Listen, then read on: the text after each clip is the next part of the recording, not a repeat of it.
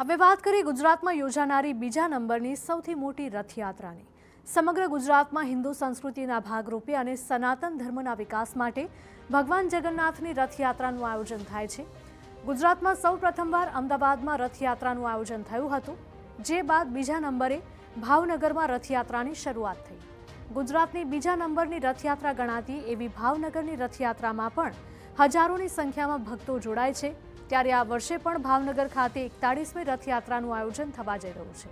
ત્યારે 2 મહિના અગાઉ ભગવાન જગન્નાથની રથયાત્રા સમિતિ દ્વારા તડામાર તૈયારી શરૂ કરવામાં આવી છે, જેમાં રથયાત્રાના અઠવાડિયા પહેલા સમગ્ર ભાવનગરને કેસરિયા માહોલમાં ફેરવવા માટે 25,000 કરતાં પણ વધુ કેસરી ઝંડા અને મોટા ઝંડાઓ બનાવવાની કામગીરી શરૂ કરાઈ છે। સનાતન ધર્મનો જય જયકાર અને હિન્દુ સંસ્કૃતિ ઘર ઘર સુધી પહોંચે તેના પ્રયત્નો માટે આ રથયાત્રાનું અત્યારથી જ આયોજન શરૂ કરાયું છે। અત્યારે 25,000 જેટલી ધ્વજાઓ તૈયાર થઈ રહી છે। બાકીના હોર્ડિંગ્સ અને એની પણ પૂર્વ તૈયારીઓ થઈ રહી છે ભાવનગરની અંદર।